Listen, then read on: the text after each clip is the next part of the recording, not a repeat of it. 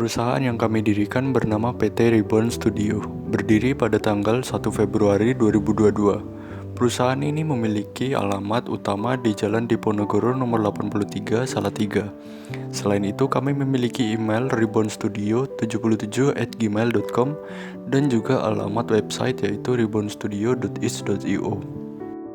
Untuk filosofi logo kami, simbol hantu melambangkan tema dari produk-produk yang akan dibuat ke depannya terhitung sejak tanggal berdiri perusahaan kami. Simbol hantu yang bergerak keluar dari garis dan menunjukkan diri di luar teks, selaras dengan beberapa kata kunci yang dapat ditemukan pada visi misi kami, yaitu produk yang menarik, mempopulerkan, menunjukkan, dan unik. Hal ini mengimplikasikan keberadaan perusahaan kami yang berusaha untuk stand out atau menonjol. Latar belakang, game bergenre horor cukup populer di Indonesia. Beberapa YouTuber tak jarang memainkan game horor secara tidak langsung telah memperkenalkan genre tersebut kepada para audiensnya, sehingga meskipun tanpa memainkannya, mereka bisa mengetahuinya dari YouTuber. Salah satu perusahaan game di Indonesia yang sudah menciptakan game horor yang cukup populer di Indonesia bernama Dreadout. Karena kesuksesannya, game tersebut sudah memiliki seri kedua. Dengan jumlah game horor yang seiring waktu terus bertambah, pemain cenderung jadi kehilangan pengalaman seram yang merupakan esensi game horor. Karena beberapa game horor terkesan memiliki feel yang sama.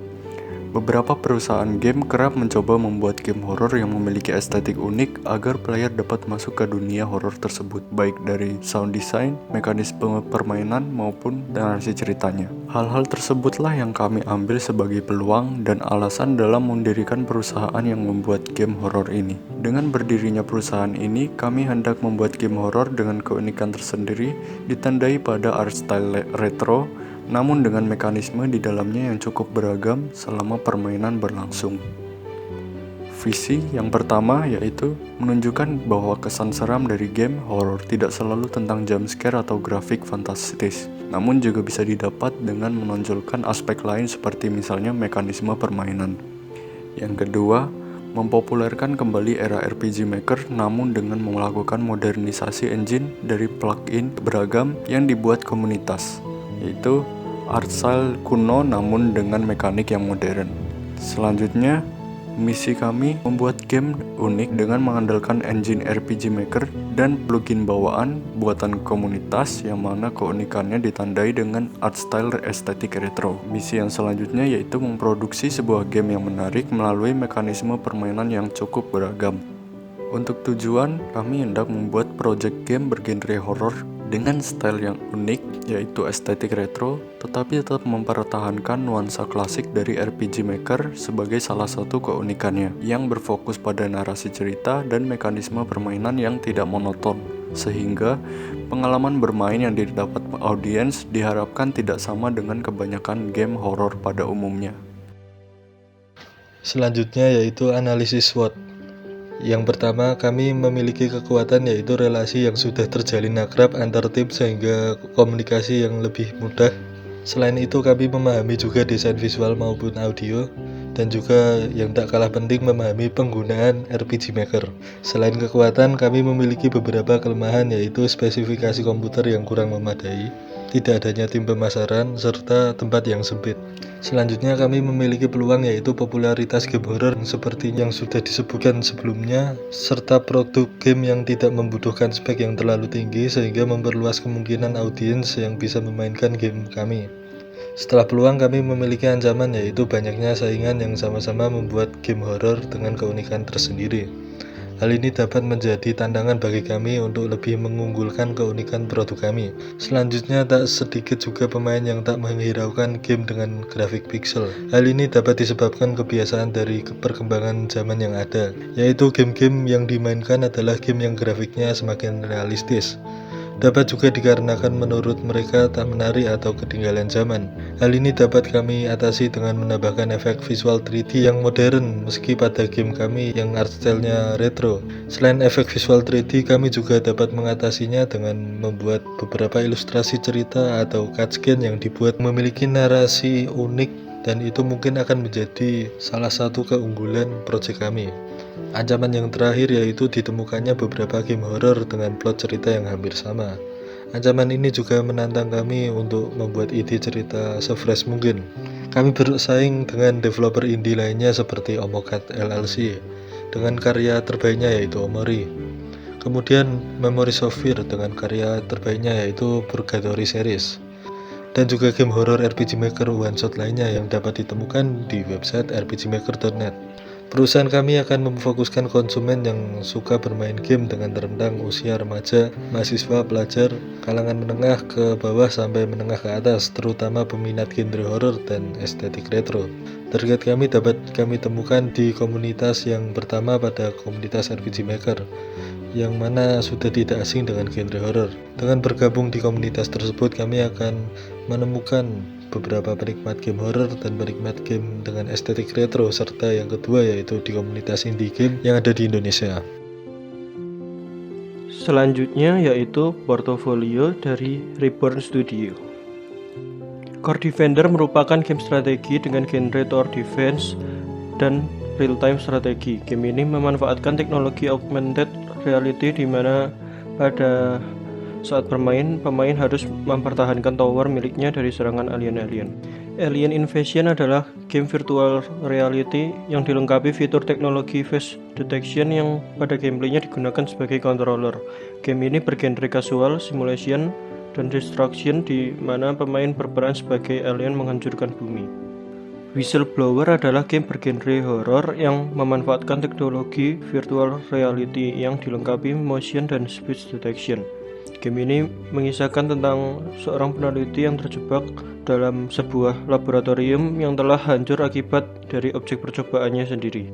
Last Frontline adalah game alien survival berbasis teknologi VR di mana pemain merupakan salah satu survivor yang terjebak dalam hutan dan harus menunggu pertolongan datang. Sembari menunggu pertolongan datang, pemain tentunya harus dapat bertahan hidup dengan membunuh semua ancaman yang mendatanginya. Koran adalah game miss dengan tema utama pandemi COVID-19. Game ini mengisahkan tentang seorang anak kecil bernama Alec bergerak untuk menyelamatkan masyarakat dengan cara mengumpulkan vaksin dan masker sebanyak-banyaknya yang pada ceritanya dapat memberi serangan balik pada para virus. Indomie The Bonding Time adalah permainan yang dibuat untuk campaign makan mie bersama oleh perusahaan Indomie. Melalui game VR ini, pemain dapat merasakan kesan bersama khususnya dalam memakan mie Indomie. Deskripsi produk. Kami membuat game digital bergenre horror yang akan diterbitkan di platform PC. Project yang akan kami buat akan didevelop menggunakan engine berupa RPG Maker MV yang sudah dimodifikasi menggunakan plugin tambahan. Kami menyiapkan artwork dan juga sound design yang kemudian akan dimasukkan ke project tersebut. Game kami memiliki style retro dengan tambahan unsur mekanisme game modern yang bertujuan untuk mendapatkan kesan unik saat pemain memainkan game tersebut. Untuk saat ini, game yang kami kembangkan akan dibuat tidak sampai akhir cerita, melainkan hanya sampai chapter 1 saja. Namun dalam chapter 1 tersebut, beberapa misteri dan pertanyaan terjawab atau terungkap seiring berjalannya progres permainan. Target audiens kami adalah gamer platform PC dengan umur 18 tahun ke atas, karena project kami memiliki unsur gore seperti darah dan beberapa narasi cerita gelap yang tidak cocok untuk anak di bawah umur. Secara demografis, target audiens kami adalah remaja, pelajar, dan mahasiswa. Dimulai dari kalangan menengah ke bawah hingga menengah ke atas. Karena game yang kami buat terbilang ramah spesifikasi, tidak membutuhkan spesifikasi PC yang tinggi untuk memainkannya. Produk yang telah dibuat akan dipublish melalui website startup bernama itch.io dan semua aktivitas developer beserta update project akan diupload melalui website kami rebornstudio.itch.io/project. Sebelum itu, kami bergabung ke komunitas sosial media tentang pencinta game horror dan game retro style, kemudian membagikan postingan progresi tentang project yang kami buat agar menarik para audiens. Kami memposting project dengan membagikan beberapa thread informasi mengenai game project kami, agar Reborn Studio mendapatkan reputasi mengenai project yang kami buat. Game yang kami buat berjudul Cursed Realm. Game ini memiliki tema school mysteries dengan genre RPG, horror, puzzle, dan adventure. Secara visual art style, game ini berlatar pada urban horror Jepang dengan karakter remaja sebagai main cast-nya. Pada visualnya, game ini menggunakan style estetik retro, yaitu visual yang terdiri dari campuran pixel art 2D dan tambahan unsur 3D pada bagian grafik dan lighting yang modern. Beberapa desain karakter akan dibuat dengan style anime dan desain monster akan dibuat horror khas hantu Jepang. Dari game mekanik, ada single player, top-down perspektif, adventure, dan RPG elemen. Untuk gameplay, secara garis besar pada game ini pemain diharuskan menyelesaikan puzzle dan juga tantangan yang dihadapinya dari satu ruang menuju ruang berikutnya. Puzzle atau tantangan yang dihadapinya dapat bervariasi mulai dari mencari item tertentu, melarikan diri dari ancaman dengan cara yang tepat, serta beberapa keadaan di mana pemain dihadapkan dengan death trap. Pemain dapat menggerakkan karakternya dengan menggunakan tombol arah panah pada keyboard untuk bergerak dari satu ruang menuju ruangan lainnya. Selain itu, pemain juga dapat menggunakan tombol Z untuk berinteraksi pada objek item atau NPC tertentu. Untuk mempause, pemain dapat menekan tombol X dan kemudian akan diperlihatkan pada berbagai menu pilihan.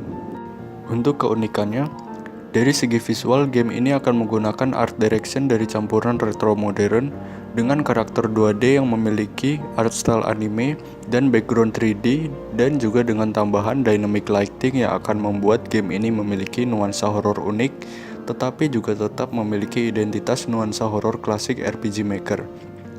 Konsep ini mengambil referensi dari Octopath Traveler. Kemudian untuk kelebihan secara gameplay, player dapat berganti-ganti mekanisme permainan saat situasi tertentu selama berjalannya game, sehingga akan membuat game tetap dinamis. Game ini akan memiliki dua perspektif karakter pada plot ceritanya. Selama permainan, player akan berganti-ganti karakter dan setiap karakternya akan memiliki ceritanya masing-masing yang berhubungan dengan plot utama di game ini. Konsep ini mengambil referensi dari Yakuza 0.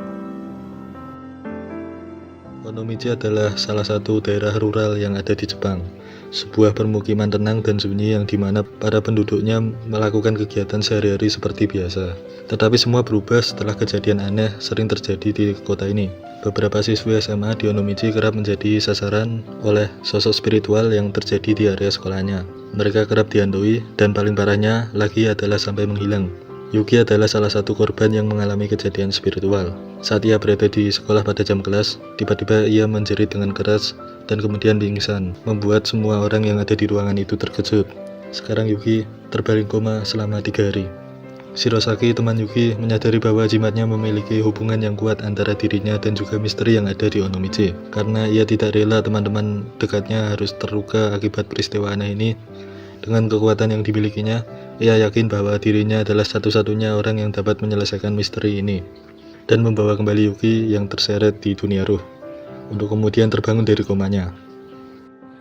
Selanjutnya, world building.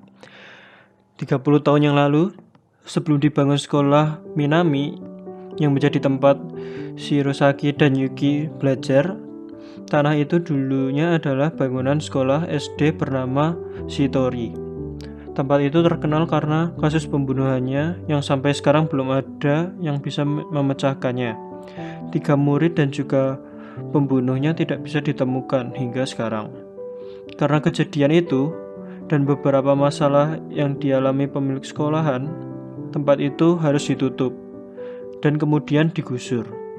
Hal itu benar-benar membuat kasus itu dan beberapa misterinya terlupakan. Akhirnya pada tahun 2007 dibangunlah SMA Minami dengan perekrutan murid-murid yang baru. Untuk beberapa tahun, tempat itu cukup aman hingga akhirnya pada tahun 2011, di akhir anniversary sekolahannya yang keempat, semuanya menjadi aneh. Beberapa murid mulai mengalami hal spiritual hingga akhirnya menjadi semakin parah.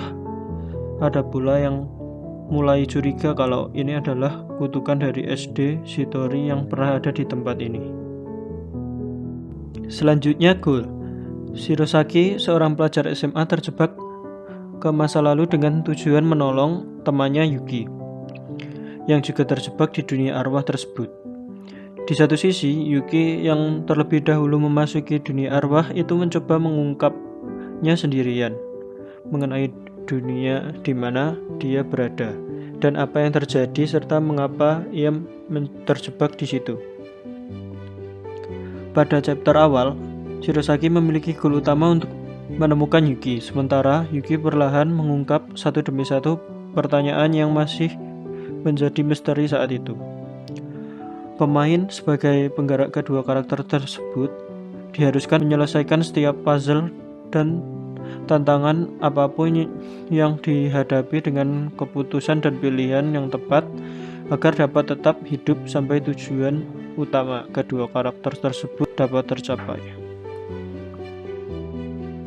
Untuk aset di dalam game ini, kami menggambar ilustrasi 2D untuk dimasukkan ke dalam cutscene dan spread 2D yang disediakan oleh RPG Maker yang kemudian diedit sedikit agar tetap sama persis seperti desain ilustrasi awal. Dan untuk environment artwork, kami menggambar beberapa background dan environment untuk digunakan pada sequence tertentu yang harus menampilkan environment tersebut.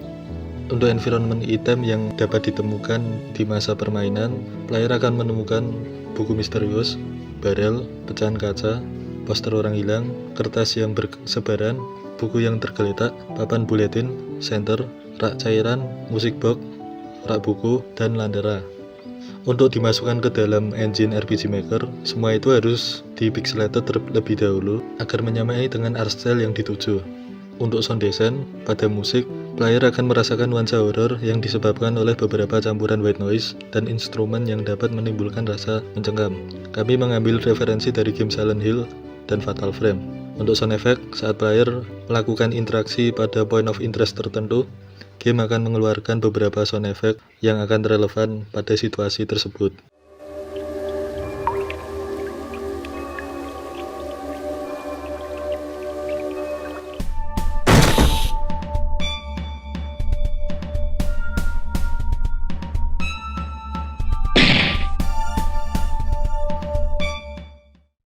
Berikutnya, basic control. Saat berada pada perspektif top-down dan middle long shot, karakter dapat bergerak dengan cara menekan tombol arah panah dan kemudian tombol Z untuk berinteraksi dan tombol X untuk membuka menu. Pada mode first person, karakter dapat dijalankan dengan tombol panah atas adalah maju, panah kiri kanan untuk belok, dan panah bawah untuk mundur. Kemudian sama seperti saat perspektif top down, tombol Z digunakan untuk berinteraksi dan tombol X untuk membuka menu. Kontrol ini hampir sama dengan game dungeon crawling. Selanjutnya yaitu interface interactable spot. Spot yang dapat diinteraksi ada pada lantai dan dinding. Item yang ada di lantai antara lain kertas-kertas yang tergeletak, item unik seperti senter, amulet, dan key item kunci. Sedangkan pada dinding antara lain papan tulis, poster, jendela, dan pintu. Semua spot tersebut dapat diinteraksi menggunakan tombol Z yang mana berinteraksi pada spot tersebut akan menunjukkan clue mengenai apa yang harus dilakukan dan beberapa informasi tentang plot yang ada di game ini. Saat mode gameplay, pada kiri layar akan ada informasi kontrol yang dimiliki player, yaitu penjelasan tombol keyboard untuk melakukan interaksi pada tombol, misalnya tombol Z dan tombol X. Kemudian, pada kanan layar akan ada sanity point yang dimiliki player. Saat berinteraksi pada spot, player akan disediakan beberapa pilihan di layar yang akan menentukan cara karakter utama berinteraksi dengan spot tersebut. Beberapa cara tersebut dapat menimbulkan hasil yang buruk dan berguna bagi player tergantung apa yang dipilih player pada pilihan tersebut. Pada menu, player akan memiliki beberapa pilihan item yang berisi barang yang dimiliki player, lalu access situation yang akan memperlihatkan pendapat karakter utama saat situasi yang dialami pada saat itu. Pada access situation, di bagian menu, sistem ini berguna melihat kondisi yang sedang dialami player dan juga petunjuk tentang apa yang harus dilakukan player untuk meneruskan tujuannya. Setiap situasi yang dialami player akan memiliki konteks yang berbeda. Tombol selanjutnya yaitu option yang berisi pengaturan suara dan grafik, dan kemudian exit. Mengenai save point, player tidak dapat melakukan save progress setiap waktu, tetapi player akan diberikan beberapa event tertentu yang memperbolehkannya untuk melakukan save progress. Sistem ini berguna saat player mendapatkan game over, karena saat game over, player harus melakukan load pada progress terakhir yang player pernah save pada waktu yang lalu. Pada mekanisme game ini akan ada sanity system. Sanity system hampir sama seperti health bar di beberapa game kebanyakan. Pada game ini, total sanity menunjukkan sisa poin player sebelum player mendapatkan game over. Sanity point dapat berkurang bila player melakukan interaksi pada point of interest atau event dengan salah, di mana player akan memiliki beberapa pilihan yang disediakan saat berinteraksi dengan point of interest atau event. Bila player memilih yang salah, maka sanity akan berkurang. Dan bila mencapai 0, maka player akan mendapatkan game over. Saat player mendapatkan game over dengan cara ini, scan khusus akan dimulai dan scan itu akan berbeda dengan saat player mendapatkan game over yang disebabkan oleh musuh. Sanity akan kembali regenerasi saat player mengakhiri suatu stage sequence, seperti saat player keluar dari ruangan atau masuk ke dalam ruangan yang tenang atau bebas dari ancaman. Sanity system juga hanya digunakan pada saat player berinteraksi dengan environment saja. Saat player tertangkap oleh musuh, player akan tetap mendapatkan instant game over. Untuk game mekanik, akan ada puzzle mekanik. Pada permainan, player harus menyelesaikan puzzle tertentu untuk mendapatkan item penting dan juga skin tersembunyi, yang dimana beberapa item dan skin itu akan memperkuat lore yang ada di game ini dan juga sedikit tambahan pengetahuan mengenai kultur yokai Jepang. Puzzle mekanik akan dibagi menjadi beberapa puzzle section. Salah satunya adalah escape room. Saat player harus membuka suatu pintu atau portal yang tertutup, player harus mencari key item yang ada di ruangan tersebut. Dan saat menemukan beberapa petunjuk, player harus mengikuti beberapa prosedur yang ia temukan dengan benar untuk kemudian dia dapat membuka pintu yang terkunci itu. Puzzle section 2 yaitu collecting item. Pada tipe ini, player harus menemukan beberapa item yang berkaitan pada suatu quest. Item itu dapat ditemukan saat player bereksplorasi di area sekolahan. Saat menemukannya, player harus menempatkannya ke tempat yang benar, dan bila player berhasil melakukan hal itu, suatu ruang rahasia akan terbuka dan tempat itu akan memandu player ke area lain yang berisi item penting yang akan menentukan jalan cerita game ini. Game mekanisme kedua yaitu chase sequence. Pada sequence tertentu, player akan ditempatkan pada situasi di mana ia harus melarikan diri dari kejaran suatu ancaman. Saat sequence itu, player harus mencari jalan yang tepat agar tidak salah belok dan terpojok oleh ancaman yang mengejarnya. Saat chase sequence juga akan ada beberapa puzzle yang harus dilakukan agar player harus berpikir meski pada keadaan panik. Monster yang mengejarnya adalah dalam kondisi dia akan terus melihat player. Jadi player tidak dapat bersembunyi, dia akan terus mengejarnya sampai player pergi ke tempat aman. Kemudian puzzle in chase sequence, di mana akan ada kombinasi chase sequence dan puzzle tersebut. Contohnya adalah saat player harus kabur dari kejaran monster ke tempat yang aman, tetapi tempat itu tertutup. Kemudian player harus mencari beberapa talisman atau segel yang ada di ruangan itu. Dan bila player berhasil melakukannya, maka pintu akan terbuka dan player dapat pergi menuju tempat yang aman. Kemudian mekanisme berikutnya adalah hide and seek system. Pada sequence ini, player harus mencari cara untuk melewati dari poin A ke poin B tanpa harus ketahuan oleh monster yang sedang berpatroli di area itu. Beberapa spot tertentu akan menarik perhatian monster di area itu. Jadi player tidak hanya harus menghindari monster itu saja, tetapi juga harus berhati-hati agar tidak menginjak sesuatu yang akan menarik perhatian monster itu ke player. Akan ada beberapa tipe monster yang berbeda. Monster tipe 1 adalah Blind Man, yang memiliki bentuk visual hantu berwujud orang dewasa yang matanya sudah tidak ada. Dia memiliki bentuk tubuh yang atletis dengan pakaian jaket kulit. Monster ini tidak bisa melihat player dan akan tetap berpatroli di area sekitar ruangan.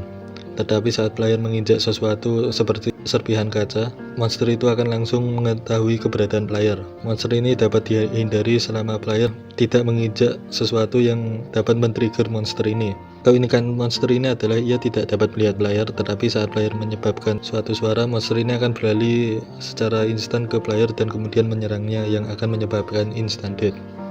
Tipe monster kedua yaitu The Girl, yang memiliki bentuk visual karakter hantu berwujud anak kecil perempuan berpakaian SD dengan tubuh dari atas sampai bawah menyala berwarna biru. Anak ini memiliki bekas luka goresan pisau yang ada di bagian perutnya. Untuk monster ini, ia akan memulai mengejar player saat ia berada di jangkauan penglihatan player. Bila ia berada di jangkauan itu, maka monster ini akan langsung mengejar player dengan kecepatan yang hampir sama dengan player. Dan ia akan terus mengejarnya sampai player berada di tempat yang aman. Hampir sama seperti monster pertama, bila monster ini berhasil menangkap player, maka player akan langsung mendapatkan instant death. Selanjutnya, karakter. Pada game ini terdapat dua main karakter. Yang pertama adalah Shirosaki. Dia adalah anak yang penakut namun ambisius. Karena tekad persahabatannya dengan Yuki, dia melawan rasa takut itu untuk menyelamatkan Yuki. Main karakter kedua yaitu Yuki. Dia adalah anak indigo sejak kecil. Dia bisa melihat hantu di sekelilingnya. Karena hal itu, dia tidak merasa takut karena sudah terbiasa melihat hantu. Berikutnya adalah karakter sampingan bernama Hifumi. Dia adalah karakter yang selamat dan akan ditemui di tengah perjalanan. Berikutnya terdapat dua karakter enemy. Yang bernama Arima yang dijuluki Blind Man karena hantu ini tidak memiliki mata. Walaupun begitu, dia memiliki pendengaran yang tajam sekali. Saat ada orang membuat suara, dia akan lari menghampirinya dan membunuhnya. Yang kedua adalah Nashikiyama. Dia dijuluki The Girl karena dia adalah hantu berwujud perempuan kecil berpakaian SD dengan tubuh penuh luka. Hantu ini mengejar orang yang ada di hadapannya sampai orang tersebut lari sampai tempat yang aman. Jika tertangkap, orang itu akan langsung dibunuh.